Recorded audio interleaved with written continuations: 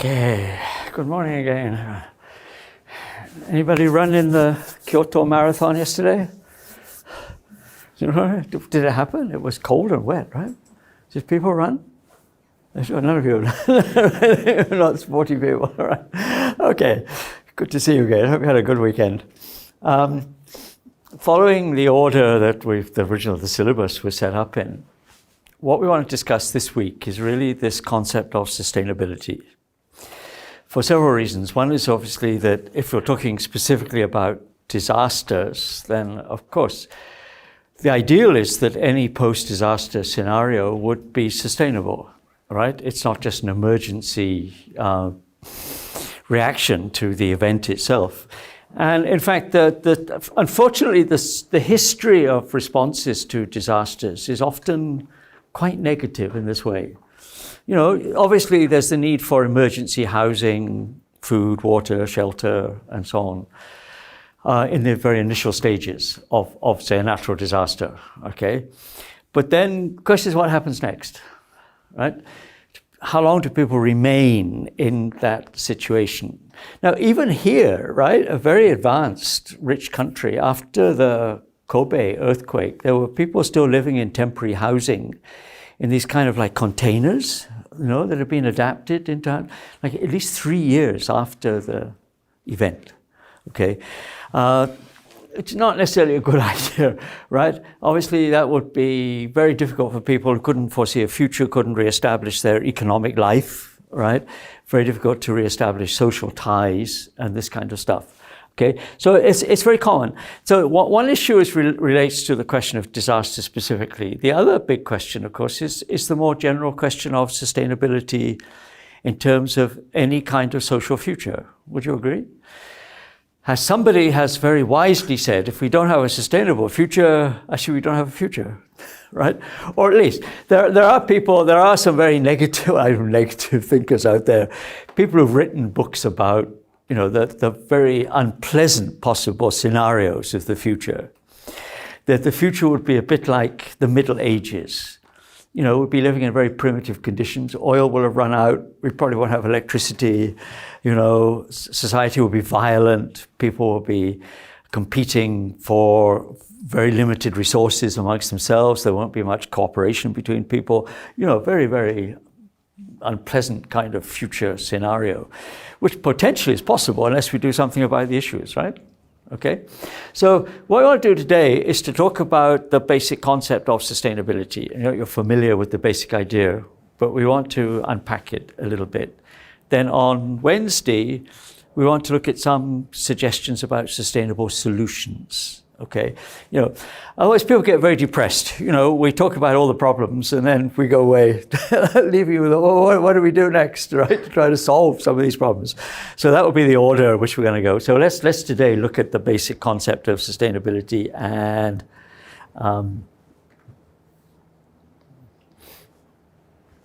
start with this. Okay, so the notion of sustainability then applies not only to like post-disaster situations, it applies to basically any future social scenario, right? Whether that's economic, you're looking at it from an ecological point of view, or actually whether you're looking at it from a social or cultural point of view.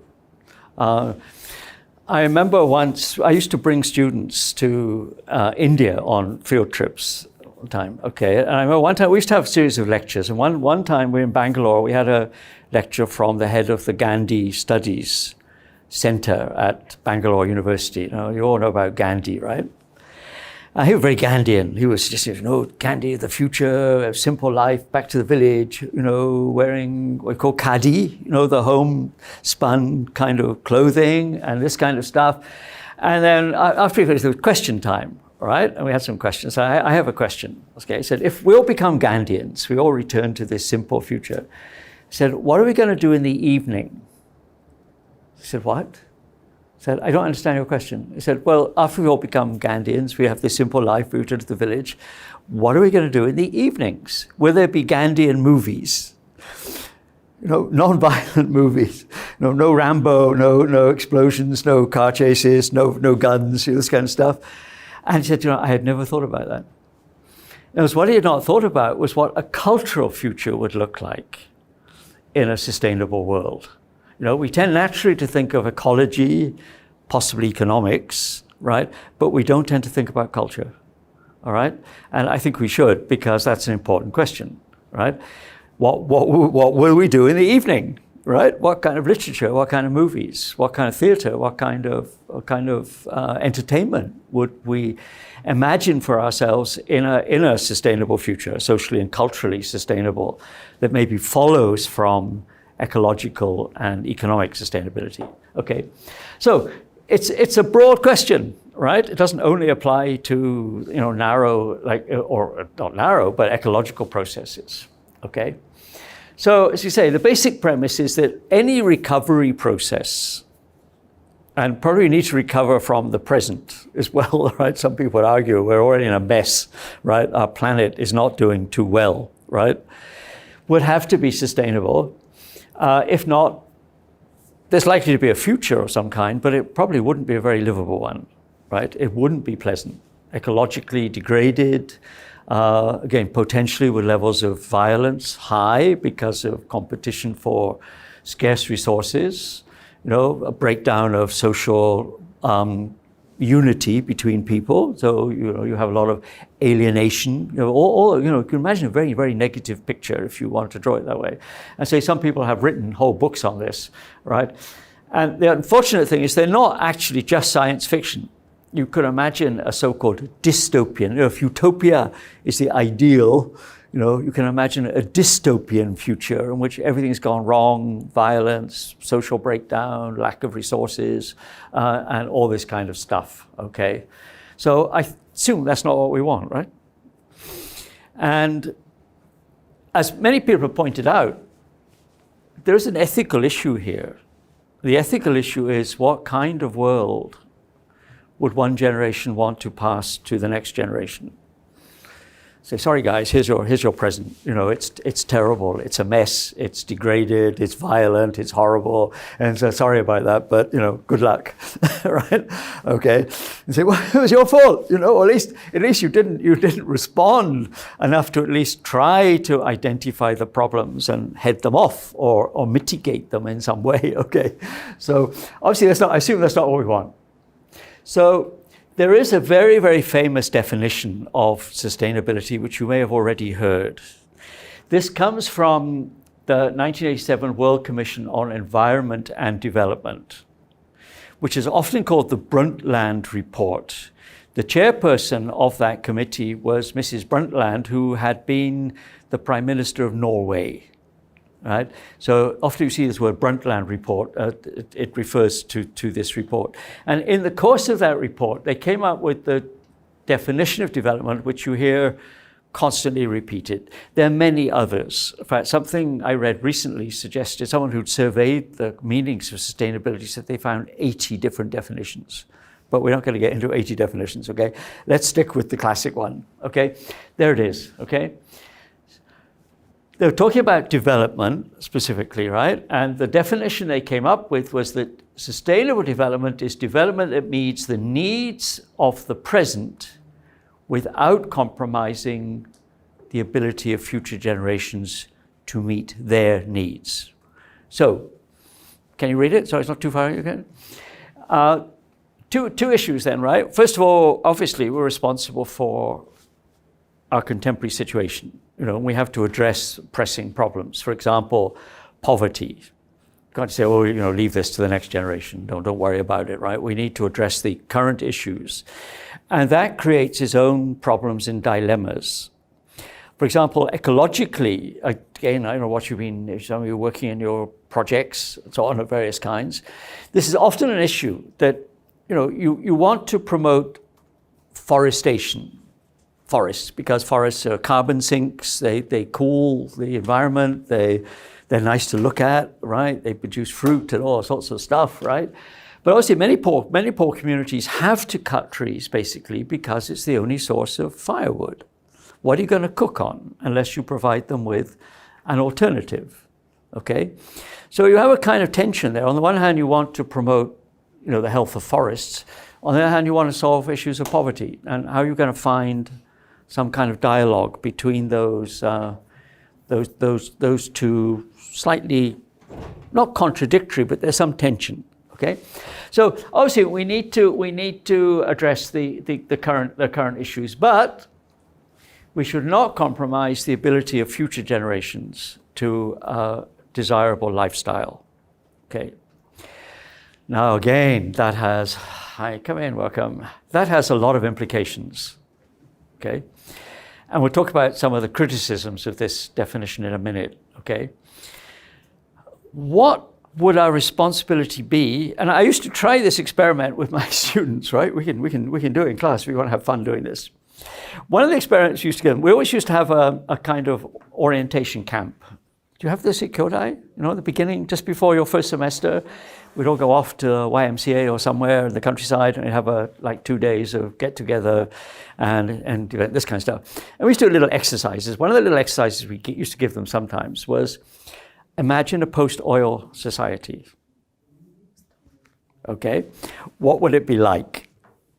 Okay, and if you start to think about this, it's kind of actually quite a fun issue to think about, also a bit scary. It's not only the question of transport. Obviously, cars would become rare and probably only owned by maybe the government or the extremely rich. Forget air travel, right? You know, you want to go anywhere, you're going to have to take a sailing ship, probably, because long-distance sea transport also depends on fossil fuel, right? Okay. If you think of the number of things in the environment that are made of plastic, plastics are oil-based. Okay, and you know, the list is huge. Your lighting, your heating, say your transportation, your textiles, your daily utensils, and probably half the stuff and so on, would disappear. The question is, does this mean a return to a kind of primitive lifestyle, or are we smart enough to work out a model of the future which could reutilize resources in different kind of ways? By the way, there are models of that. Any of you into sailing as a sport? I used to sail. I used to love sailing. Now, sailing's become very, very high tech. In fact, I don't like it much anymore because it's become too high tech. I mean, boats used to be made of wood. The sails were made of canvas. You know, the mast was made of wood as well, right? Nowadays, they're mostly made of plastic. Everything's made of plastic. The hull's made of plastic. The mast is made of aluminium. The sails are made of some sort of synthetic material, right? So it's kind of lost its charm in many ways. But the point is that some of those yachts are extremely efficient. And people have worked with this idea of, in fact, if you utilize that kind of technology that comes from yachts, from sporting sailing, applied it to commercial shipping, you could, in fact, have very efficient shipping using sailing ships. It would still be slower, right? And less reliable. You might not be able to predict the exact time the ship is going to arrive somewhere, okay? But it would be zero carbon, basically, except in the manufacture of the ship or the components. You know, no fuel is involved at all, unless you had some auxiliary engine for like getting into the harbor or something like this, right? So there are also things. So the question with the future generations is, are we actually using up all the resources which we should really pass on to the future generation, whether it's something like oil, whether it's something like the beauty of physical environment, right? Well, whatever, any of those things, okay? How do we find the balance between those issues? In the report, they identify 6 core issues. And I think actually there are more, and we'll talk about those in a minute, but that's the ones they identify. First, they said population. The current, it depends who you talk to. If you talk to different demographers, they have slightly different models, okay? But there's a course happening here, right? One of the intensive courses on demography. Professor, he's supposed to come from Shanghai. I don't know if he's come. You've seen the list of courses? There's one on demography. Demographers have different models, right? But one model is that the world population is likely to stabilize around 10 billion, okay? Which is bigger than it is currently, but it will stabilize there for a number of reasons. It may be food supply, food security, things like this. It can be also to do with development. Japan has already passed the point which demographers call the demographic transition. The demographic transition is the point at which population grows to a certain point and then it spontaneously begins to decline. Okay? Japan is in this situation, most of Western Europe is in this situation. The population is actually shrinking. I don't think there's population policy in Japan, is there? I mean, I'd be telling you, keep your family small. I think probably keep the family big, because the population is shrinking. I think it's probably increase your number of children because, the straight line projection, the current population of Japan is what, about 124, 125 million? It's predicted to drop to something like 80 to 90 million by the middle of this century. Huge decline. So the impact on rural life, countryside, farming, it's going to be very big, assuming that model is correct, okay? And this is usually traced, the demographic transition is usually traced to high levels of development. People in poorer countries tend to have more children because they're a source of labor and security for your future, right? In richer countries, the number tends to drop and drop and drop. In fact, I think in Japan, the current average birth rate is 1.5 children per family. Okay, which means below replacement rate. That's why it's declining, okay? So unless you have lots of immigration or something like this, the population is going to decline. Now, in fact, a lot of people here in the government here seem to think this is a big problem. Oh, so many people, pensions are going to be a problem, less, you guys are going to have to pay for us older people, right? This kind of stuff, this kind of problem. Ecologically, it's actually probably a very good thing, right? Pressure on resources will decline, of course, as the population drops. Consumption levels will decline.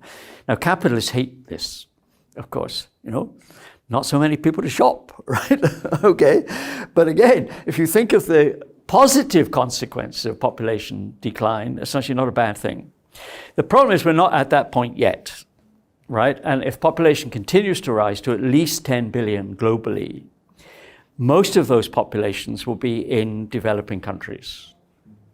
And it's developing countries, of course, in which consumption is likely to continue to rise. Energy use is going to continue to rise. India, where I currently live, the energy consumption rises dramatically annually, okay? And a lot of it's coal-fired, okay? So the issues with pollution, CO2 and so on are all involved with this. So they identified population because clearly population is related to levels of consumption. And levels of consumption are related to the impact on the environment, what we're taking from the environment, okay? That's obviously related to food security. If you can't feed your population, whatever size it is, you're going to have starvation, famine situations, right? Okay. We face a very interesting question here. Does anybody know, globally, how much food that is harvested is wasted, is never consumed? 1/3. Yeah, it's a lot. It's roughly 50%. Which is very, very scary if you think about it. Half the food grown globally is never consumed. It's wasted. You go to a supermarket here, does this still happen in Japan? When I used to live in Tokyo, the secret was to go to the supermarket at about like 10 to 8 in the evening.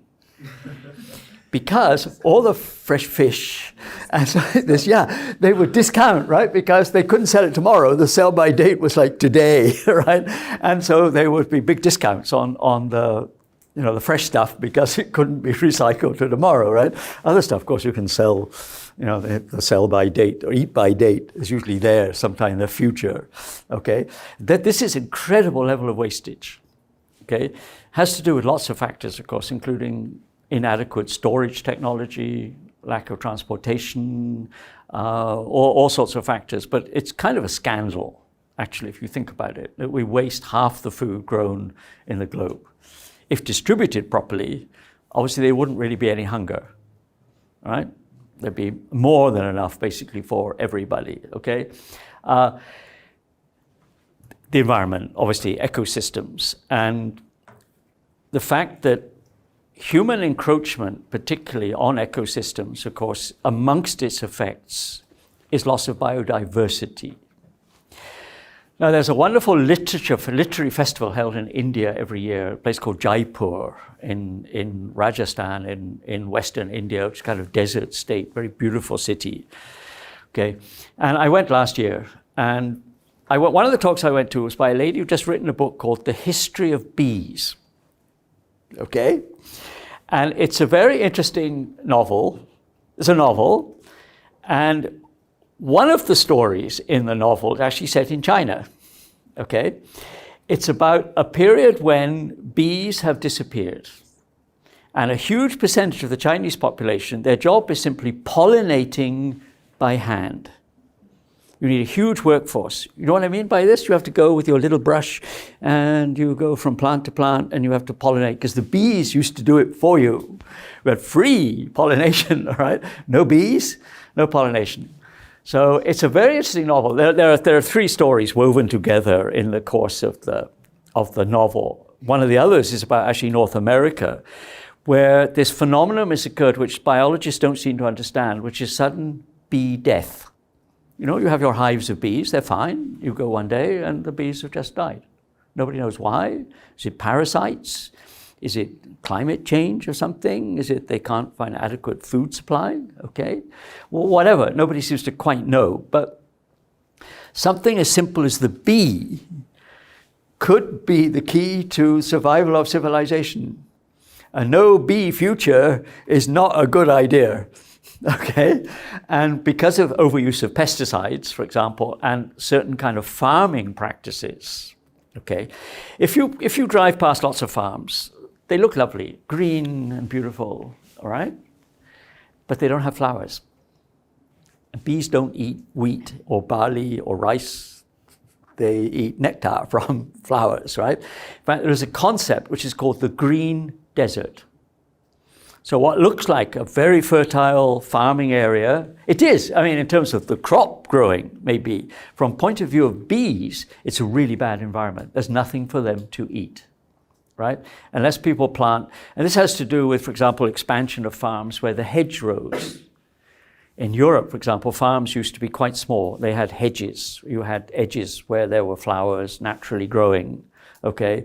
But with intensive farming, often these are cleared to make large, open spaces that can be farmed with mechanized means, okay? So think about the bee. Okay, so obviously loss of biodiversity is very dangerous, not only because we're losing lovely animal species and so on, but because we don't know what the consequence is, potentially, of the loss of quite small species. Yes. Is the desert, green desert is just for human or for all creatures? For all creatures, basically. Many people who are writing and thinking about sustainability particularly are very much arguing that biodiversity of all creatures should be the model, not to decrease number of species, but to maintain them, whether plant or animal species, because of their role in the total ecosystem. Yeah, okay, and which we don't necessarily understand very well. And so biodiversity is a good thing, okay? So if you have a little garden, plant lots of different things in it, okay? Stuff for the bees to eat, stuff for the butterflies, stuff for your support, both vegetable and animal biodiversity. Energy, of course, society is moving towards extremely intensive energy use. And one thing I always think about when I come to Japan is every time I pass a pachinko parlor, I wonder what their electricity bill is like. Huge number of lights, right? Brilliant light inside, outside, flashing sign, somewhere I come here, waste your money in my pachinko parlor, right? And down the road there's another one, right? Okay, we are huge users of energy, okay? And when people talk about, how do I put it? We don't necessarily need more energy. What we probably need to do is save energy in the sense of more efficient use of energy resources that we already have. There's probably enough power around, but a lot of it is wasted in, just blame pachinko parlors, right? But, any number of places where huge amounts of electricity is used. For example, you like these little stories, right? Everywhere you go in Japan, I'm sure we probably have one outside here, do we? If you have the vending machine, you can get your hot drinks, your cold drinks, all right, this kind of stuff. The total number of vending machines in Japan collectively use the amount of electricity consumed in the whole of Bangladesh. Okay? The total electricity consumption in Bangladesh equals the amount of electricity consumed by vending machines in Japan. Scary thought, right? They're very useful because, we could always get our drink out of a machine almost anywhere, even in the middle of the countryside, okay? But they use power, obviously. And even in the countryside, I've never seen one with a solar panel. Have you ever seen a vending machine with a solar panel? Maybe in the countryside, you put your little panel on top, it would keep your coffee and everything hot inside or cold. I've never seen one, but maybe there are somewhere, okay. Energy, industry, the economy, of course, because many people would argue that the basis of a lot of the non-sustainability we have is the nature of our economy. It extracts resources, it pollutes, it creates waste, and it promotes consumption. And all of those are negative in terms of the long-term health of the planet unless they're controlled, restricted in some way. All right?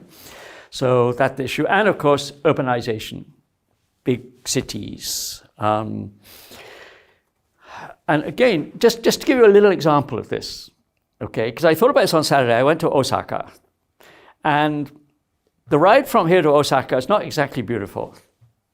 It's totally urbanized from the moment you get on the train until you get off in Osaka, all right? There's one major green area left in Delhi, city where I live, okay, at the moment. And it's the tail end of a ridge of hills, low mountains, okay? So it's kind of important. It creates, again, biodiversity in the city, a green space, and all this kind of stuff. Developers, of course, always looking at this thing, great, no, land, we could build on it. A hotel developer came up with a proposal to build a hotel in that green space, all right? An environmental group challenged this in court. And when the case was heard in the court, the judge did something very interesting. He said, okay, I will certainly review the pros and cons of this thing, but I want one piece of data from the developer. Okay, how much water will a 200-bedroom hotel consume in one day? Now imagine this, just work this out yourself. I mean, in a sense, right? Imagine a 200-bed hotel, or room hotel. Most rooms would be occupied by probably more than one person. So at any point in time, there's, say, could be whole families, there could be 300-400 people in the hotel. Okay? Assuming they all have a bath, they're all clean people, right? So at least one bath a day, okay? Assuming they go to the toilet once or twice in the day at least, right? The water consumption turned out to far exceed the amount of groundwater that could be obtained by the hotel to meet that needs, which means water would have to be imported from other water sources just to meet the needs of one hotel. So I wasn't particularly thinking about sustainability on Saturday, I must admit, but as you ride the train to Osaka, I think, how much water is used every day in all those houses, those apartment blocks, those dwelling places, hotels, factories, shops, right? The amount's incredible, it has to come from somewhere. Okay, so urbanization, of course, intensifies these factors because it concentrates them. Both energy use of water and other resources, and of course waste has to be disposed of somehow. So underneath the city, of course, there's this vast network of pipes, right, of water, sewerage, gas, electricity cables, now broadband, whatever you have, it's all down there underground somewhere, right? Okay, so those were the 6 core issues that they identified, and I think there are probably a few more as well.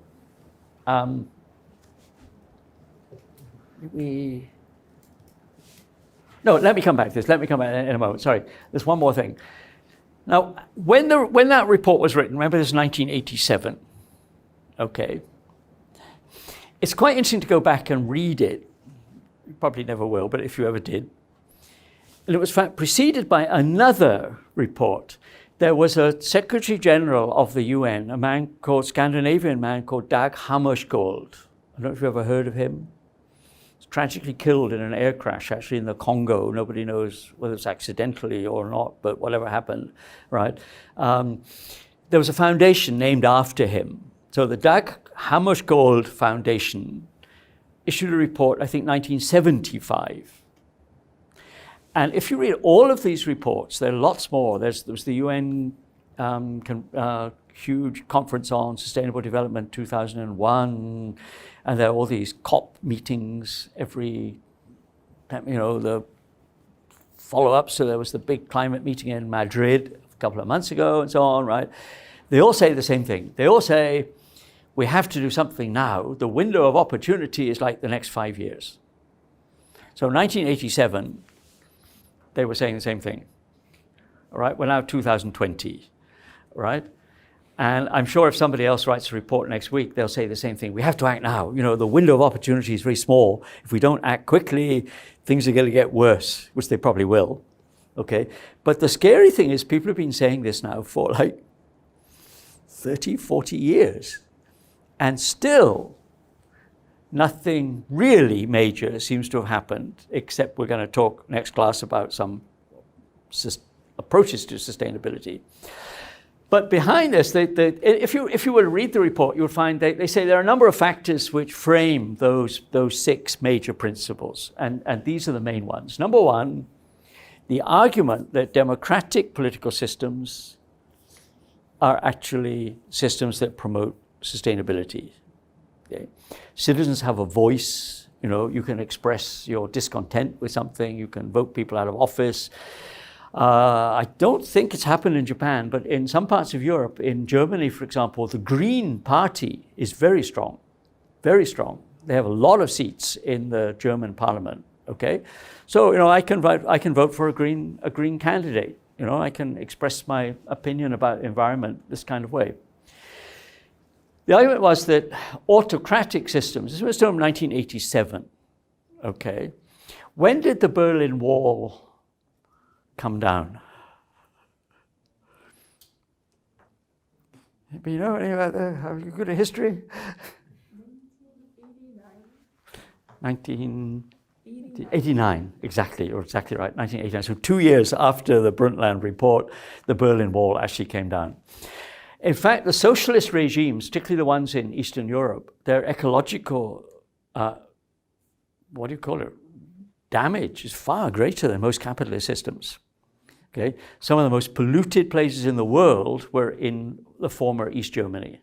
Okay, coal-fired power stations, huge amounts of waste, no pollution controls, no scrubbing of the smoke, the emissions and this kind of stuff. Really bad, really bad. So, those centralized systems on the whole, oddly enough, you'd have thought they would have maybe been more responsible. They're in fact not.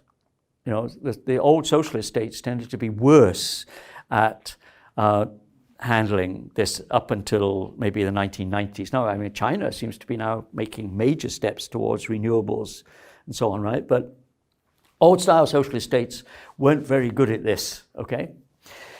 Secondly, of course, the key question, which we'll come back to, I'm sure, a number of times, is the economic system has to be compatible with sustainability.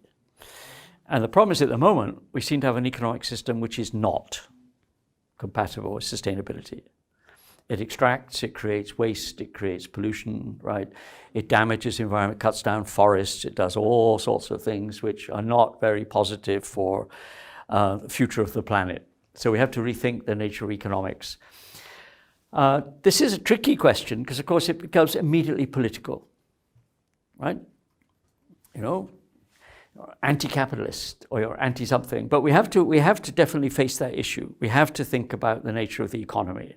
Nothing's really going to change if you keep going with the same kind of economic system, which is unsustainable. And it's the major institution probably driving, development processes.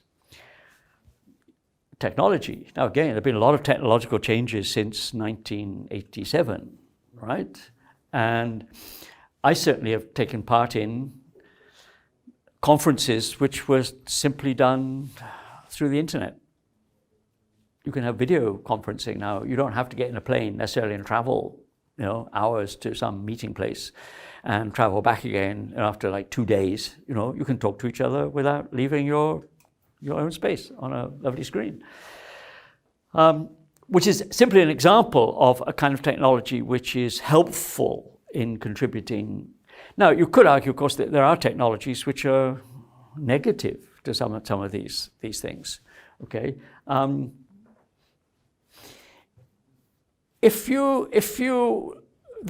again, it's controversial about the date at which we pass the point of what is called peak oil.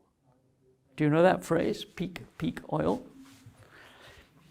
We may have already passed it.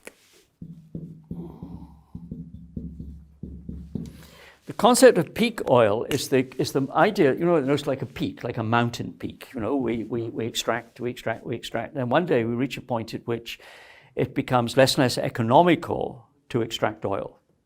All right?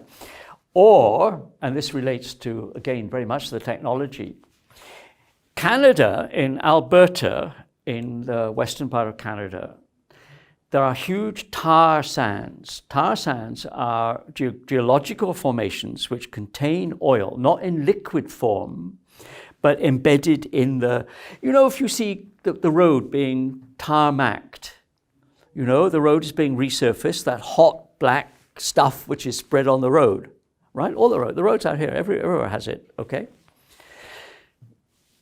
Those tar fields contain potentially at least contain very large quantities of oil, okay? But it's not in liquid form. How do you get it out? Just dissolved by temperature heat. Yes, exactly. And how much energy does that use, right? Okay, basically to get the oil out, you have to pump in superheated water. You have to dissolve it, pump it out in a liquid form, and then separate the oil from the water, basically, that you've been pumping in. So you need huge quantities of water, which is then very polluted, okay, because it's mixed with oils and all sorts of stuff, right? And you need huge amounts of energy. If you actually do an energy audit, something very interesting appears. You might, in fact, be using the same amount of energy to get the oil out as you get from the oil when you consume it. Think, this is stupid, right? There's zero positive, net gain in terms of energy, and you've created a lot of environmental destruction, all right, and created huge quantities of polluted water, okay, which, if you want to purify it, to reuse it, itself requires energy to re-purify the water to be put back in to the next round of extracting the oil. So, right? Technology can go both ways. Trade and finance systems, obviously. I was just reading about an interesting example of this in Mozambique in Africa, southern Africa. Very, very innovative. Maybe we talk about it next week. So it was a very innovative program of what is called agroecology. Agroecology is promoting ecologically sound farming, not using chemical inputs, minimizing use of pesticides, using Quite a big pilot study that involved a whole group of villages in Mozambique, okay?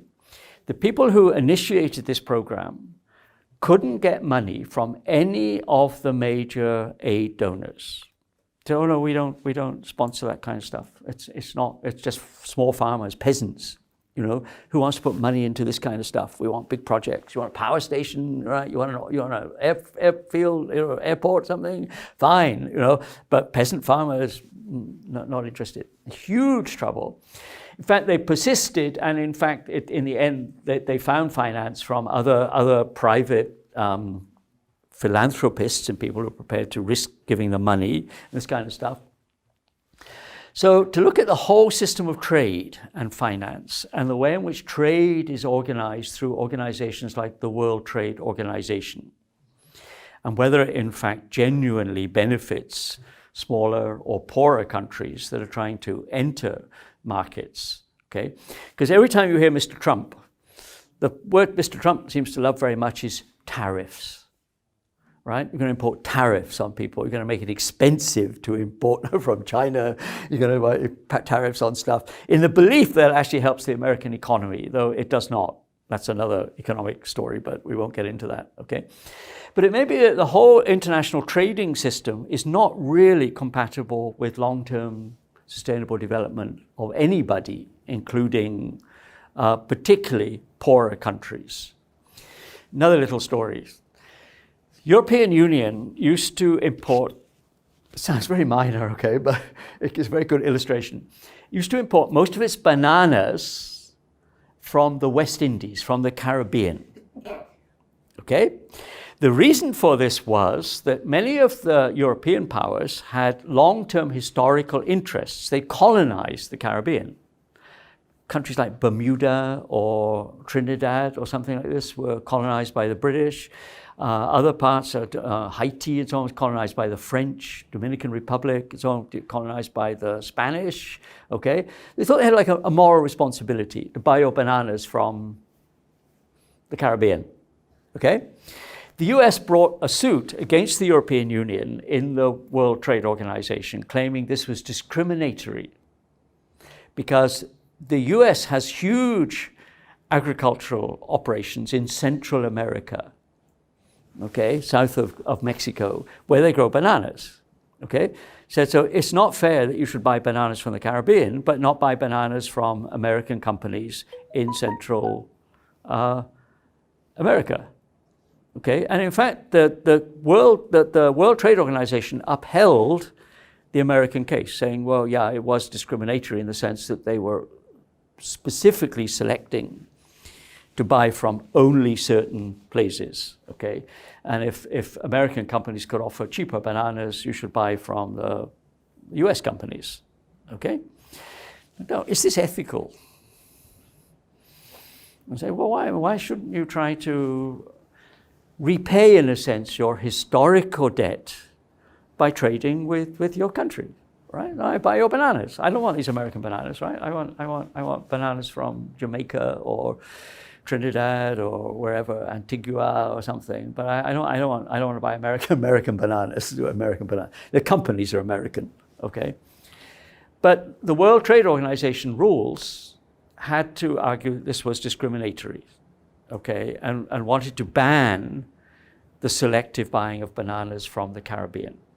So European countries, in other words, were more or less forced to begin to buy bananas from US companies operating in Central America. All sorts of issues here, right? Including ethical issues and historical issues. Should you try to redo some of the damage? And some of that damage was quite serious in the sense that it also involved the slave trade, right? I mean, the labor that was used on these plantations were slaves. These were not free workers. So, you know, the big historical issues tied up with this, right? The international system, where we talked about the World Trade Organization, is one of the great examples of multilateral institutions, and the international system would include, obviously, things like the UN, okay, World Bank, the IMF, International Monetary Fund, World Trade Organization, and the regional banks, the Asian Development Bank, for example, which is actually in Manila, but the head of the Asian Development Bank is always Japanese. Isn't that interesting? Okay, although the bank physically is in the headquarters in Manila, they do have a big institute in Tokyo, right? And how that international system, is it functional to solving these new kind of problems? Some people would argue that it's really not, even the UN. When was the UN founded? By many countries from... Yeah, what year? 1945, immediately after the war. Who are the 5 permanent members of the Security Council that have the veto? That is to say, they can stop decisions made by other parts of the UN system. China. Who are the 5 members of the... China, UK, Russia, France, and the US. Now, at least Two of those countries, UK and France, probably don't have much claim. Japan is not a permanent member. Brazil, which is the biggest society in South America, is not in. There's no African country, all right? People say Nigeria, possibly Ghana, certainly South Africa probably ought to have a seat on the members of the Security Council rotate. The 5 permanent members are always there. The other countries take it in turn. So Japan, of course, has sat on the Security Council. But if Japan makes a decision and the Russians don't like it, for example, they can veto it. So it cannot be passed. Okay? We say this is not functional anymore. You know, the world's changed so much since 1945 that, you know, this is an ancient system which worked maybe in the 1950s, even 1960s, but doesn't really work anymore. Do you know who the 5 biggest arms traders are in the world? The people selling the largest number of weapons on the world market.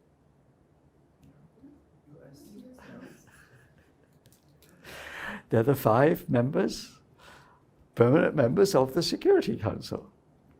So there's another weird thing going on here. You know, the people supposed to be promoting world peace and so on are also countries which are busily selling weapons to everybody else. Okay, so maybe we come back to this. Flexible systems of administration enable, you know, international bureaucracies, for example, able to rethink their position in terms of the new issues that are emerging, things like climate change. And of course, a more holistic picture of sustainability. It's not just ecological or economic. It obviously includes some of those things, questions of poverty, right, resource use and access to resources, migration, huge number of people moving around the world these days, right? Gender questions, social inequality, health, obviously, and something which, if you live in India, you definitely think about a lot, which is corruption. It's estimated that a very high percentage of all aid budgets that circulate in the world, you know, an aid organization gives, you know, $5 million to do something, a very high percentage is, how do you put it politely? In English, you sometimes say it's milked. You know, it disappears into the pockets of administrators or bureaucrats, of people in the government and so on. It never reaches the people that the aid was supposed to, or at least some of it does. But a much smaller percentage reaches the people who were supposed to be helped. The rest disappears somewhere. Or it disappears in so-called administrative costs. Okay? That is true. And of course, issues of health, which are very much tied up with these things. So the 6 areas that the Brundtland report identified, they kind of expanded to include these dimensions, all right? And I think you can see they are all very important. If you want to attain any kind of sustainability, you'd have to pay attention to some of these things as well. Now, the classical definition, the Brundtland one, has been much discussed, obviously. I'd say there are other definitions, but amongst the issues that have come up, I think are these 6. The first is a very big one. Many people have said that sustainability and development are not compatible. If you have development, you're not going to have a sustainable future, all right? Oh, that's a very tricky question. You know, if you're going to develop, developing countries want more roads, more railways, more power stations, more fuel, more energy, better hospitals, better right? Their levels of consumption are going to rise and rise, right? And there's not much sign that consumption is dropping in the wealthy countries, right? Except in the case of Japan, it may drop because of the decline of population. Not because everybody suddenly decided not to consume so much. Okay? Get up tomorrow morning and think, I'm going to have a simple life, right? I'm going to only travel by bicycle from now on. I'm not going to take the train. You know, I'm not going to fly. I'm not going to do any of these things, right? I'm going to stay out of convenience stores. I'm going to do all this kind of stuff, right? I don't think many people make that lifestyle kind of decision. Some people do, but not a majority. So this is a very major question. And it raises a very interesting question for us to think about. I mean, in the class here, or all of us think about, which is, what would sustainable development look like? How do you in fact meet the needs, social needs, for example, say poverty alleviation, without causing more damage to environment, extracting more non-renewable resources, and those kinds of things? That's a very big challenge, a very interesting one. What kind of thinking, this is very exciting, by the way, this is really future thinking, okay? To think about what kind of future can we envisage that does not, in the same time, destroy the very planet that we're living on, which looks like the outcome of the current patterns of development. So that's the big question. And people said, well, okay, the Brundtland report still assumed that you could have both. You could protect the environment and you could have development. And lots of concepts have emerged since then to try to bring those things together, such as the notion of green growth. Ever heard that phrase? Green growth. Beware. I remember going into a convenience store, I think somewhere in Tokyo, and there was someone called the Green Corner. I thought, oh, this is good. They must be selling organic stuff, all right? It wasn't at all. They were selling cigarettes and all sorts of stuff. Right? I thought, why is this the green corner? If there's a phrase, this is sometimes called greenwashing. You know, when you want to cover up something, it's called whitewashing. You know, I cover up and then nobody can see what's there. This is called greenwashing, right? If you see adverts by major oil companies in the next few days or weeks, read them carefully. They're almost always greenwashing.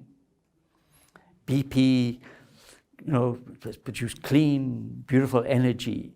BP was the oil company that several years ago, their deep drilling rig in the Caribbean ruptured. Did you read about this? You know, and there was this uncontrollable, they were drilling in very, very deep water, right? What was it called? What was the platform called? Hundreds of thousands of gallons, of course, of crude oil were released into the Caribbean.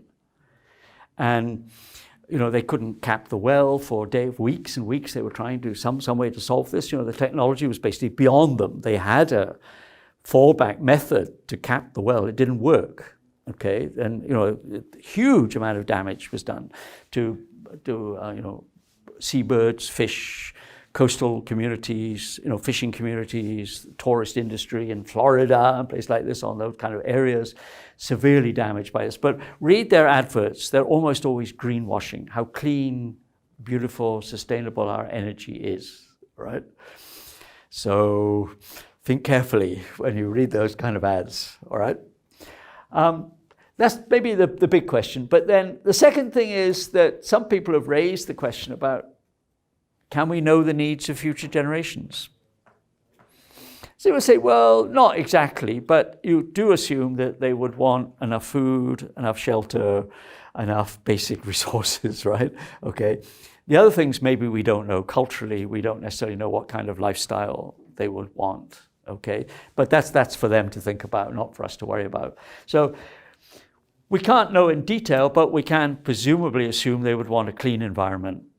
They would want basic resources. They would want food security. They would want those kinds of things. So current policy should always assume that we know at least that. Okay? The third thing is, I know we keep coming back to this, that in the Brundtland report, there's no discussion at all of social or cultural sustainability. Okay? That can mean a number of things, and it's kind of interesting. I think we can see slightly different ways of thinking about cultural and social sustainability. We suggested a little bit, and we're going to come back to this. In post-disaster situations, almost always, one of the keys to resilience after a disaster is the cohesion of the community. If the community can cooperate, stay together, good things happen quickly. Psychologically, it's better for people. It's more effective in rebuilding and making decisions and all this kind of stuff, okay? Some sociologists certainly argue that the tendency in modern society, as societies modernize, is for societies to fragment into smaller and smaller units. Okay. Now again, I can't give you the exact figures, but the number of elderly single people living alone in Japan is very high and likely to increase because of the aging of the society. So the tendency for people to live in extended families where elders live with their younger people, the rest of you have 2-3 generations living in the same house, this is disappearing. And the way in which real estate companies build apartments, they're not designed for extended families. They're designed for nuclear families, right? Age of marriage is getting later. Family size is dropping. So if you're projecting all this into the future, what kind of society do you imagine? Number one. And number two, would it be resilient in the face of future stresses? What is your social network? Who do you know? Where are your friends? Where are your family? Do you have any except on your Facebook, right? Okay, and those friends are not necessarily very useful in an emergency. I have lots of friends, right? I post my stuff on YouTube, I get lots of likes, right? It doesn't necessarily mean anything in an emergency, right? They're kind of virtual friends rather than people who actually provide you with physical and psychological support in the event of, say, a disaster, or it doesn't have to be a major disaster, it can be any kind of social pressure situation, okay? So it seems to me this is very important, that we should bring this back into our model. Okay. When we look at more case studies, I think we'll see this is almost always a key component, is the community, right? More atomized, more separated communities don't have the power to come together around mutual aid, mutual support, to anything like the degree they probably used to in the past in most societies. Okay, so that's missing, certainly from the Brundtland report. The fourth thing is whether that definition of meeting the needs of the present while keeping resources for future generations is not really critical enough. And just 3 examples. Maybe you can think of some more. Okay. Again, we have to face this question of whether our economic system is actually at the basis of non-sustainability. If it is, we have to change it, right? And that's a really big political issue, okay? How are you going to change the nature of our economy in ways that it promotes sustainability rather than destroying the resources and environment that it relies on, okay? So you don't have to be a Marxist necessarily. It might help, if you were, to criticize capitalism itself as being a model which is inherently non-sustainable. You can't have sustainable capitalism. It's a promotion. It's a system which promotes consumption and greed, basically, right? And that doesn't work certainly in the very long run. Okay, so we discussed that. Secondly, one of the biggest sources of environmental damage and pollution in the world is the military. I mean, collectively, the militaries of various countries, okay? There are other factors there too. There is a concept of what is called the peace dividend.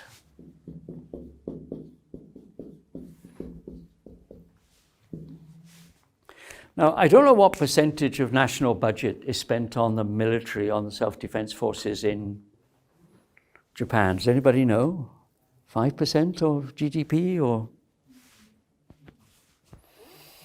In India, it's a lot. It's well over 5% of GDP is spent on the military. And again, this is partly based in historical conflicts. India had conflict with China at one point over a border. Okay, it has an ongoing conflict with Pakistan, okay, which is often quite violent. I mean, people get killed on a regular basis on the borderline, this kind of stuff. The militaries collectively of the world, first of all, they're huge polluters. Okay, they burn enormous quantities of fuel. often even in peacetime. I mean, you have to practice, right? You have to train. You drive around your tank, right? You have to fly around your airplane. You do all this kind of stuff. You're not really going anywhere, but you're burning fuel, all right? And of course, weapons training, if people are actually using live weapons, cause huge amounts of ecological damage. You know, stuff that enters the... As a kid, I lived near an area which during the war had been used as a military training area. And now what, more than 70 years later, you still can't go in there because it's littered with toxic substances. You know, people were experimenting with poison gas, people were experimenting with kinds of explosives and all sorts of stuff. So probably it's uninhabitable for hundreds of years, okay? So far from the world getting more peaceful, in many ways it's getting more militarized. Budgets on weapons and the military tend to expand in many countries. They're getting bigger and bigger, okay? And the peace dividend simply refers to the idea that if the budgets which were currently spent on militarization were spent on peace, you could solve most of our development problems, right? Schools, you want hospitals, you want better whatever, okay? Most of this is being wasted on armies and navies and air forces, which don't do anything. Fortunately, unless there's really a war, right? They're actually using resources which are wasted, right? Are very odd. If you ran a business like that, you go bankrupt very quickly, right? You know, you spend all your time burning resources, but there's no profit, right? Okay. And maybe even globalization itself. Again, you can do this. You can do this at home. Do a little bit of food. Just for example, there are two well-known concepts. All right, carbon footprint.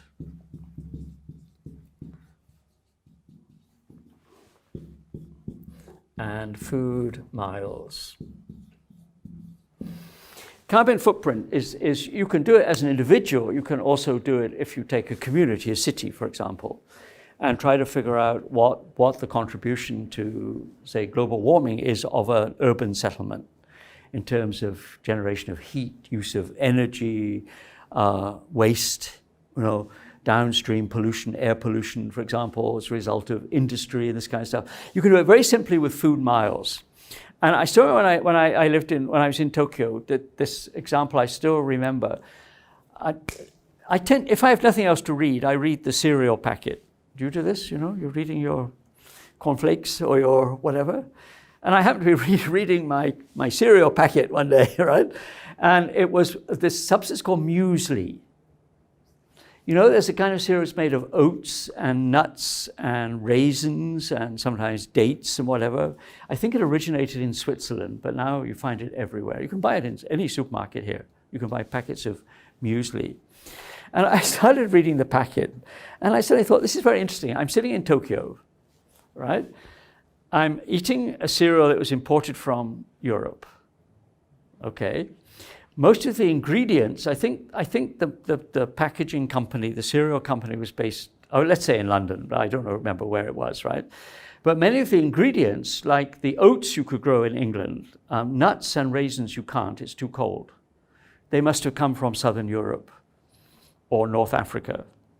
So I just did a little calculation, and I calculated that roughly my breakfast had traveled 6,000 miles. Okay. Now you start to think about it. You think, maybe I could have eaten a breakfast that had traveled like 5 miles, right? So no transportation costs if you're buying from local farmer, right? You know, you're buying from the local market. The stuff is grown locally. Its distance that it's actually literally traveled, transported, would be small. The use of energy would have been small, carbon footprint would have been small, right? All sorts of intermediate processes would have been cut out completely because you were eating locally, okay? You can try this anytime. Next time you eat or drink something, read the packet and figure out where did it come from? You know, and actually how many miles did it travel before it actually got to you? Like coffee, definitely is not grown in Japan, right? You grow coffee in Brazil, possibly. India grows quite good coffee. Where did your coffee come from? Does it tell you the source of the origin of your? You could probably work it out though if you tried, you know. So yeah, I mean, I'm drinking coffee here, but in fact, coffee, you know, originated the other side of the world. You know, not that we don't want to consume these things. Trade can be good for, you know, linking people to one another, but it's worth thinking about the kind of ecological costs, particularly, and energy usage of transportation of foodstuffs. One aspect of globalization is, I mean, I'm sure in Kyoto, definitely in Osaka, right? If I want to eat Italian food, I could eat Italian food, I could eat Chinese food, I could eat French food, I could probably eat anything, right? Because our diets have become increasingly globalized, right? Thai food, you know, Vietnamese food, you know, whatever, you can find it somewhere around here, right? You can always find these things, right? Which is nice, except we often don't think about what is behind it in terms of the long-term consequences of the so-called externalities of what we are consuming may be very big. So think about that when you're consuming anything, right? One of the questions that's related to this is a very interesting question about why do we consume so much? And sociologists have talked about this as well. And the answers, of course, there are several. I mean, you need to consume something to live, right? Okay. But of course, a lot of it has to do with things like status, you know, how important I am, letting you know how much I consume. My car is bigger than your car. You know, my house is bigger than your house, right? And, you know, I eat in very expensive restaurants and you can't afford to eat there, so my status is higher than you, all right? There's a lot of this competitive nature to consumption as well, okay? And he's not much read these days. When I was a student, he was very popular. There was, I think he was German originally, but lived in the US, of a social theorist called Herbert Marcuse. His name is there. You can still find his books around, I'm sure. Who argued that one of the keys to sustainability, although when he was writing, people didn't use that word very much, was what he called the education of desire. Okay? And he and other people have talked about lots of examples of this. And just to take one very simple one, and it occurred to me recently because I'm living in the same environment. When I was a graduate student, I lived in a hostel for graduate students, okay? And we all had nice little apartments which had their own little kitchen, their own little bathroom, okay? Were very ecologically efficient. They had underfloor heating, which was a brilliant idea because, you know, heat rises. Often in Japan, you find the heater is up here. So if you stand up, you're warm, right? But if you're sitting down, you're quite cold because the heat doesn't circulate properly, right? So very, very nice, this guy. But one of the interesting things was that we had communal place for washing machines and cleaning equipment like vacuum cleaners, okay? The argument was a very simple one, was that, I mean, how many times a week, unless you have a big family, do you use your washing machine? Probably once, twice a week. No? If you have a big family, lots of babies or something, you probably use it all the time, right? If you're an adult, if you're like a single adult, you probably use it once a week or something, twice a week maybe. But you buy this big machine, it sits there using space in your apartment, right? You hardly ever use it. Maybe same with the vacuum cleaner and so on. So why not share them? Then 20 people can share a vacuum cleaner because you only need it for short periods of time. Then you can just return it. So where I'm living in the Shugakuen International House, we have the same system. We have a little laundrette downstairs, and at the end of each hallway, we have 2 or 3 vacuum cleaners you can borrow and sweeping stuff to clean out your apartment. You don't have to own it yourself. So consumption level drops tremendously. Now, the economy doesn't like this because, of course, people can't sell you so much stuff. But in other respects, it makes very good sense. We can share resources. without necessarily all of us having to have a car, a vacuum cleaner, a washing machine, or whatever, because we don't actually use those things. I have a friend in Munich in Germany who is an artist, and she's a member of a kind of commune. They don't all live together, but they share resources like the car. They have one car, which they share. So if I want the car this morning, I sign up for it, maybe yesterday, say, I need the car between 9 and 11, okay? And you want the car from 11 to 1 or something, I will return it on time. And they have rules about, of course, filling up the fuel so that you're not exploiting other people and this kind of stuff. And so it's fantastic because you have one car shared between about 6 people. And almost always it works. Sometimes there's a clash, I want it and you want it at the same time. We have to choose. Somebody has to choose between who gets it, who takes the bus today, okay? So his idea of the education of desire was that if you can understand why people want to consume and head them away from the kind of more negative or selfish forms of consumption, then you can a huge drop in the amount of stuff of resources which is being taken out of the environment, because it's a sharing economy, basically. But that requires a kind of psychological shift. It's not my car, right? It's a shared one. It's not my thing, right? And you have to get used. As students, we're mostly used to that idea, but as soon as you kind of get your own place, you want all this stuff for yourself, right? Why not maintain that same kind of sharing economy, at least in principle? So it's a very interesting idea. And the other thing which we are going to talk about, of course, is we can talk about sustainability, we can come up with great definitions, we can do all sorts of stuff. How do we get there? Right? The next question is, how do we get from here to that desired state? Now, originally in the Brundtland report, there's not much in the way of concrete policy recommendations. But we're going to look at some. Okay, as we go. Do I have any more slides? Did I have it? I think that maybe is the last one. Did I? Oh, yes. No, it is. Oh, yes. Oh, here are some of them. Okay. One of the ones we're going to look at, and you can Google this very easily, what are called transition theories. Anybody heard that phrase? Transition theory. It started as a movement in a little town in the west of England. Okay, quite a small town. And the local citizens, led by one particular young gentleman, he's not so young now, he was young then, came up with this idea that peak oil is going to happen sooner or later. It's a finite resource, right? You can't make oil. It takes how many million years or something to produce oil, right? You can't make it, okay? There are dangerous alternatives like nuclear power, okay?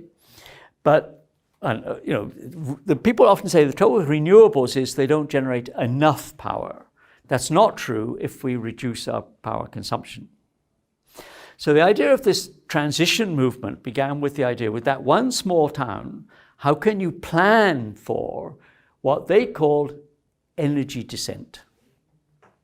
To begin to reduce use of energy, to begin to reduce food miles, to reduce the carbon footprint of the total community, okay? Efficient public transport rather than private car, good bicycle parks or bicycle paths that people can use so that they're not competing with motorized traffic.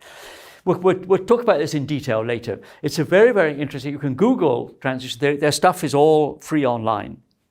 It's all open source stuff. So you want to find the manuals on how to do this with your community, it's all out there. So the idea was we need to start planning now for a future which is definitely going to arrive. But we talked about technology just now. I mean, if you're a long-term thinker, would you invest in shares in an airline at the moment? Or oil prices going to rise and rise, and within relatively short period of time, 20, 30 years, we're going to find that air traffic has become a luxury. It's not a really viable way of long distance transport because fuel prices, unless some other alternative fuel is discovered or can be utilized, flying around like crazy is going to just not be a future option for most people, right?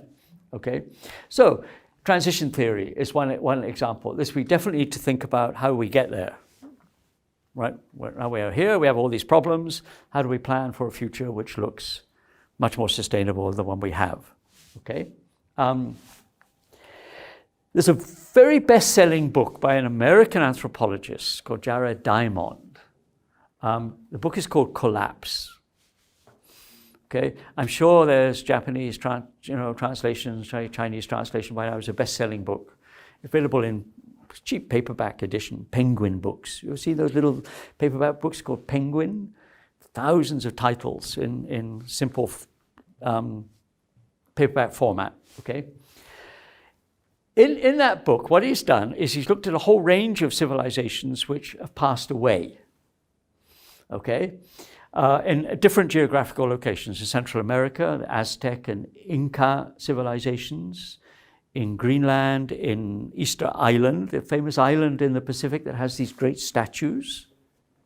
You've seen pictures of these huge, like gigantic faces, yeah? Okay?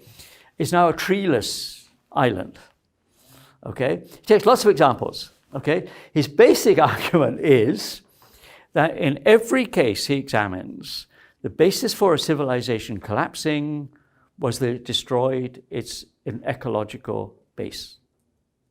It destroyed itself, okay? Cut down all the trees, it damaged the environment to the extent they could no longer support the population, so famine and so on began to occur. And of course the moral of the book, what he's talking about really, is that we're doing the same thing.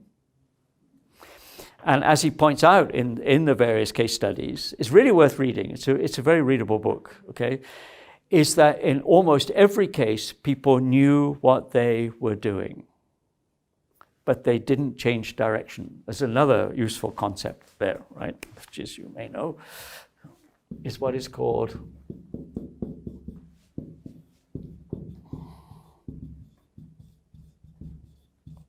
path dependency.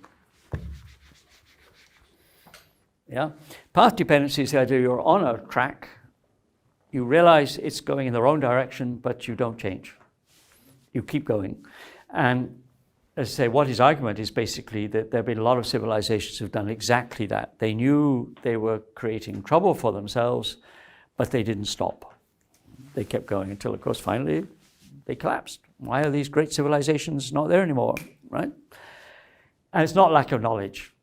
That issue we raised last week, remember? That strange gap between knowledge and behavior. I know this doesn't work, but I don't change my behavior as a result, right? This is path dependency, basically, right? Crucial role of the economy, which has obvious impact on the environment. We know that, right? Okay. But it has sociological consequences as well, and cultural ones. It has sociological ones like patterns of social inequality. Who gets the goodies? Where are the divisions between people who are benefiting from an economy and people who are laboring in that economy with very little real benefit from it? They're living in an affluent society. They're not affluent, right? They're excluded in many ways from the benefits of what may be a very successful economy, but it doesn't reach them. And what are technically called subjectivities. Now, what subjectivities mean is, let's just take a simple example to illustrate it, is entertainment. How many of you make your own entertainment?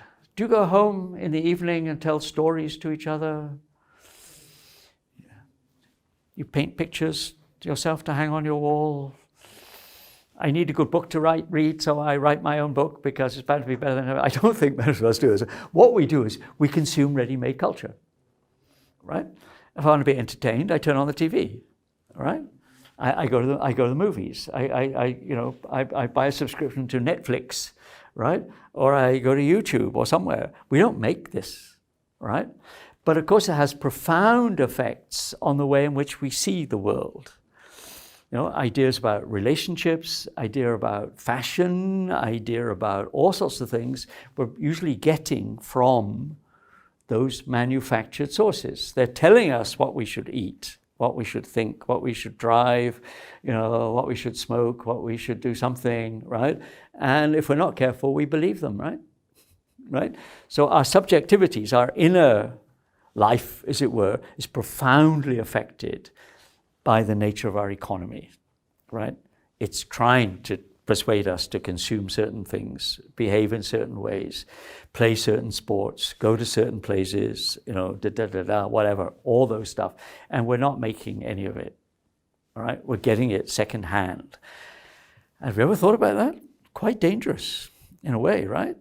Our entertainment, our leisure time is also colonized by our economy, okay? The question of whether our political leadership and the nature of our political culture is adequate to responding to these global problems.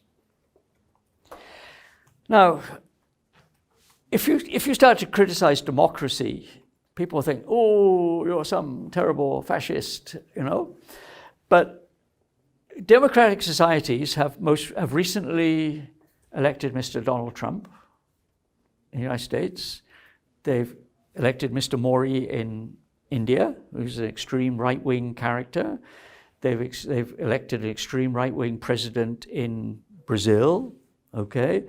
A lot of Eastern Europe has the same thing. Governments are now very, very right-wing.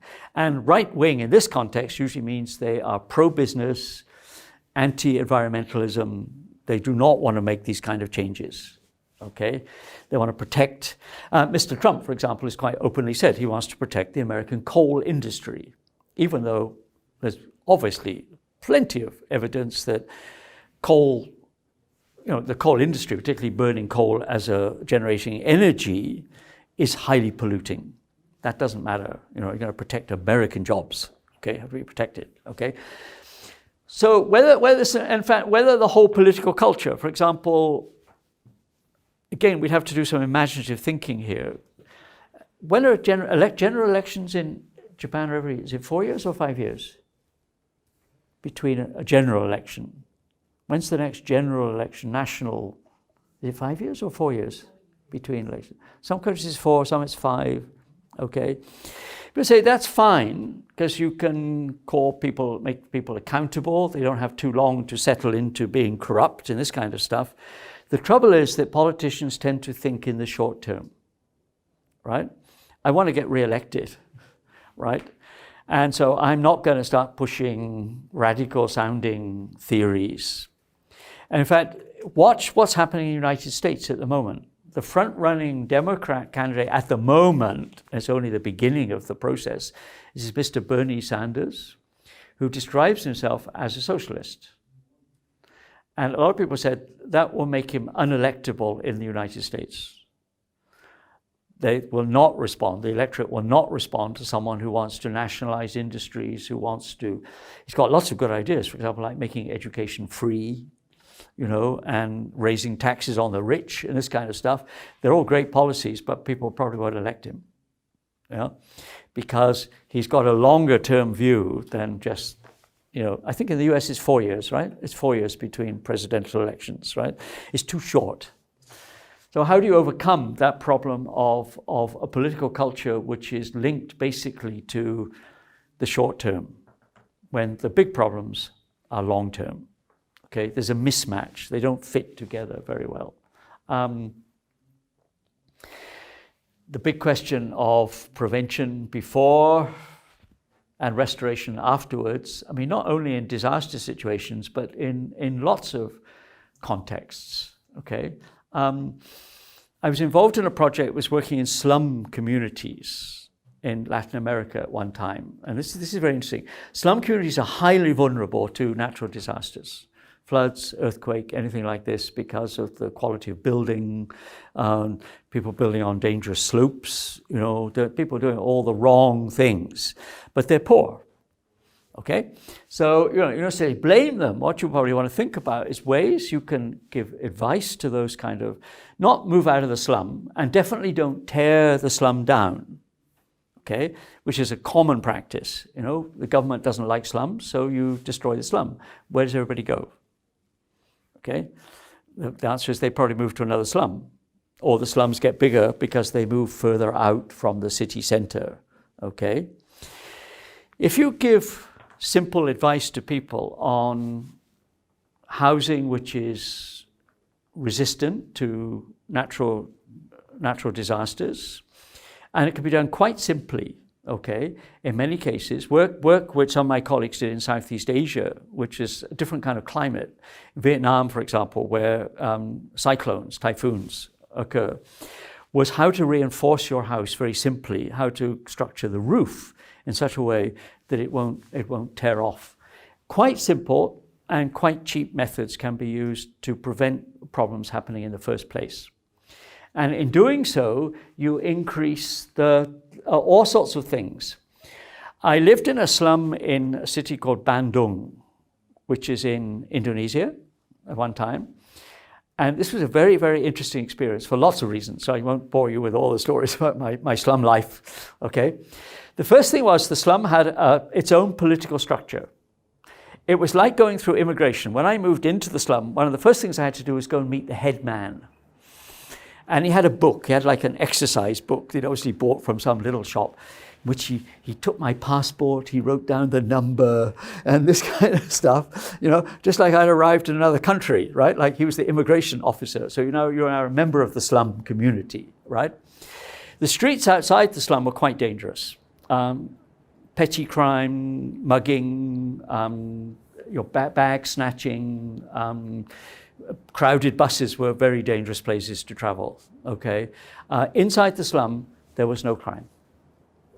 There was no crime, okay?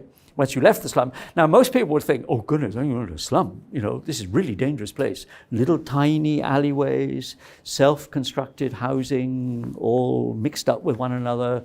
They stole most of their electricity by simply, you know, taking cables to the public electricity system and, you know, borrowing, right? Never paid any electricity bills, right? This kind of stuff. You thought it'd be a really dangerous place. It was not at all. The slum had a social structure, okay? And that social structure was one of essentially mutual responsibility amongst the slum dwellers.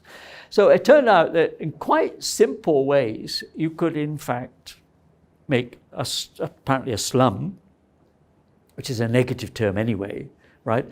Some people started calling them informal settlements.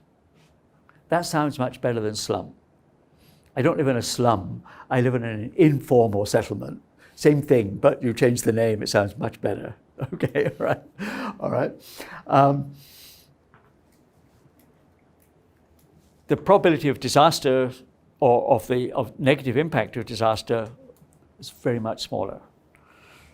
Plus, as I say, one of the key things was the promotion of this sense of community in which people were mutually responsible.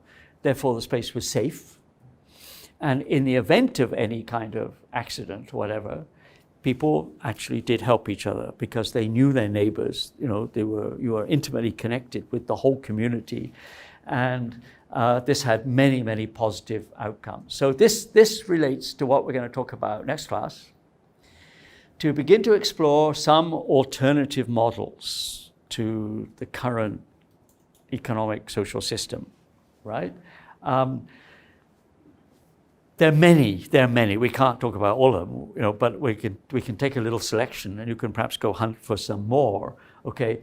They deal with these different levels. I mean, some are social, promoting community cohesion, okay? Some are economic, changing the nature of the economy or promoting economy within communities such that the economy itself promotes social cohesion.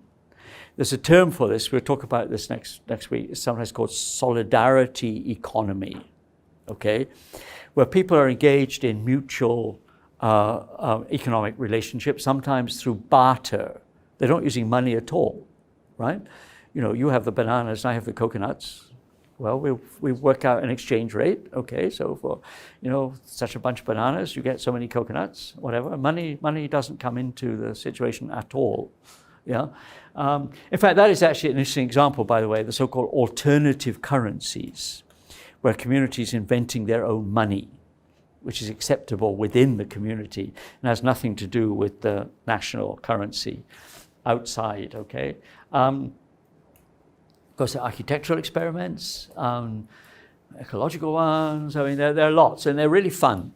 Because what they alert us to is, whereas when we looked at case studies of disasters, you learn certain lessons from the disaster, this is looking at it from the other side. What bright ideas have people come up with that can address the question of creating sustainability? Okay? They're fun and extremely interesting. I think you'll find them extremely interesting, and we'll look at as many as we can think of. I mean, I have thousands of examples out there. One of the nice things about living in India, actually, is there are lots and lots and lots of people experimenting with all sorts of things, in relation to water, in relation to urban development, in relation to any number of desertification, any number of issues like this, okay? One of the questions that always arises when we talk about these alternatives is the problem of what people call scaling up.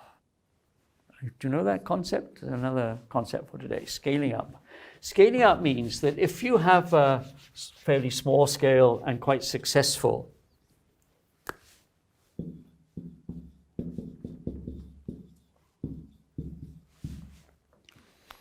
project, you know, I've created my urban farm, let's say, okay? How do you take that small scale experiment and expand it into a social-wide thing? Sometimes that's difficult to do, sometimes it's not so difficult. Sometimes it's simply to do with a kind of lack of imagination, yeah? I remember arguing with my boss at the UN one time. Our building in Tokyo, if you ever go to see it, you're always welcome to visit. The UN building in Tokyo is a horrible architecture. It looks like this, okay? And the kind of front door's down here, somewhere like this. Okay, it has all these flat spaces, okay? Now, there were a number of things wrong with this design, in my view, right? But too late. I wasn't consulted with the architect designed the building, right? Okay. Number one, it wastes a huge amount of space. The internal space is a big atrium, in fact, which goes up to about the. One time I lived on the 12th floor, so it was right up there, right up in the rector's office, the boss's office, okay, which just wasted space. And when you go into the building, you find this huge atrium. The only people in it are two receptionists who sit in their little, reception desk, and they have to be kept warm in the winter. They have to be kept, cool in the summer, right? And there's nothing there. It's just a huge amount of wasted space, right? With glass walls on the side, so heat loss is high. But that's one issue. But the issue I took out with my big boss said, hey, we got all these flat spaces here. And we came up with one of my colleagues. We came up with two ideas. One idea was we had a cafe. We got some umbrellas and some chairs, and one of these spaces we could use as a cafe because we didn't have a canteen inside the building. We had to go out to eat. Right? Okay. But the other was, this is perfect for urban farming. Why don't we plant these totally wasted empty spaces, which are not used for anything? They have no function in the building. They're just empty, wasted spaces.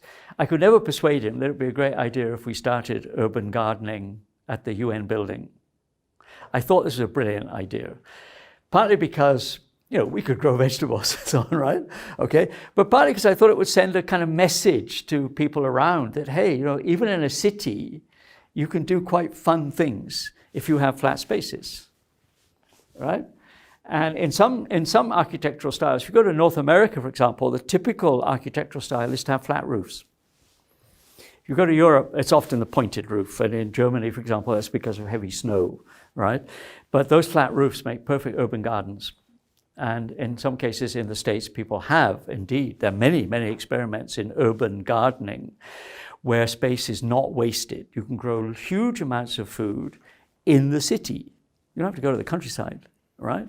And you don't even need soil because you can do it through what is called hydroponic gardening, where you have a growing medium which you feed from a drip method. You provide the nutrients through a kind of drip method, which is very effective in terms of water use, okay? And you don't actually need soil. You can grow in an artificial, you can use wood chips or other kind of waste products from, say, a wood yard or something like this, stuff they throw away and burn, you can recycle into the medium for your growing. So there are lots of questions, though we have to also face this question of how do you get from a smaller experiment to a big experiment? And is that possible? And if it is, should we promote those kind of alternatives as kind of social policy? You know, we should spread the word about those possibilities to persuade people that there are much more sustainable ways of providing foodstuffs or whatever, okay? So far, so good? How are we for time? Oh, as usual, we're right on time, 5 minutes right. Any comments and questions about the issue? So the key question today is what sustainability means and the issues that surround it when we try to define it and think about how we would practice it. Any thoughts or comments on? Yeah. You have mentioned about the sharing economic or Sorry? the sharing economic. A sharing economy, or yes. sharing Yeah. sources. Yeah. Do you think it will finally lead to a decrease for the total economic, or because the consumption is a very key part for the economy? Some people have suggested this is already happening in certain ways. You probably don't immediately think of sharing economies, such as Uber. If you have a good taxi network and you have the app, you can summon a taxi and they show up, you don't need a car. It's much simpler not to have a car because they're expensive to buy, you have to maintain them, you have to buy road tax, you have to buy all this kind of stuff, right? You know, all I need to do is call an Uber taxi and it comes, hopefully, right? Usually they do. And in principle, that would be an example of a sharing economy. Say the use of utilities in the house like washing machines and vacuum cleaners, other shared resources, carpooling, where people who are commuting along fairly regular routes. This is done in some countries. Some countries have made this, in a sense, compulsory. Singapore is a good example. The central business district of Singapore is banned to private cars. It used to be in the mornings. Now it's all day, okay? Taxis can go in, I think taxis go in, I think so. I hope they can. The idea was that if you wanted to go in your private car, you had to buy a license for that day. It was only valid for that day, okay? Or you had to have at least 4 people in the car. So what people have done is simply establish things like a little bus stop outside the central business district where people wait for, I want to go into the central business district. I stop there and I find 3 other people. I can take you all into the city. So the number of cars entering the central city is dropped by at least 75%. So congestion is low, traffic pollution levels, air quality is better, and that kind of thing. So, I mean, there are already some examples of that around, but maybe it's an idea that needs to be promoted more, not because it's not technically quite easy, but just the psychology of it. I don't know about here in Japan. I mean, in India, one problem with car ownership is that having a car is a sign of status. The traffic's terrible, the pollution is awful in the big cities, you're going to spend half your time sitting in a traffic jam, you still want a car. One of the big industrial companies in India called Tata, T-A-T-A, I mean, they're very well known. I mean, they have huge industrial complex, right? Came up with this idea about 5 years ago to produce a cheap car. It's called a Nano, and it's a little car. It's not highly powered. I mean, it's small. The idea was it was small, so easy to park, easy to do this kind of stuff, and you hardly ever see them. And I asked somebody to say, well, where? Occasionally you would see a Nano. Think, oh, there's a Nano. I haven't seen one for days, right? Where are all the Nanos? It turned out that the Tata people were not good sociologists. Their big mistake was that people didn't want to buy a cheap car. Right? If I couldn't afford a proper car, right, a big one, I would prefer to have a motorbike. Okay, so people would either stick with their so-called two-wheeler, a motorbike or a scooter, or they would save up until they could buy what they regarded as a respectable car. So the Nano was a marketing failure because although the principle was good, a cheap, low-power car, small, etc., was a great idea, they hadn't thought about the sociology, right? They hadn't thought that people didn't want one because it was a cheap car. Okay, so I think with sharing economy, one of the key questions is to overcome that kind of psychological resistance. It's okay not to own something yourself because you can share it with other people, like my artists in their common, I think at least like 6 families use one car. And quite effective most of the time. Obviously you could see times that there would be conflicts over who wanted to use it, but in principle this had a huge impact. You could do a simple experiment, okay? You can do it right after class if you like. If you remember between now and Wednesday, when you're waiting to cross the road, count the number of cars that have just one occupant. Okay, and I used to do this. I mean, when I lived in Tokyo, to go home, I had to cross one busy road, and sometimes I was like waiting for the traffic light, and I would start doing this, and you'll probably find that at least 75% of the vehicles had one person inside. The other 25% some had 2. Sometimes a car was full, but mostly they were single occupant cars, which is one of the least efficient ways of arranging your urban transport, if you think about it, right? A large metal object, burning fuel, creating heat, waste, and pollution to simply move one person around. Not rational if you use your imagination, but that's I think imagination becomes one of the key questions here, right? So let's look at some of these examples on Wednesday, right? This week again? Yeah? Okay, thank you then. See you same time, same place on Wednesday. Good, thank you.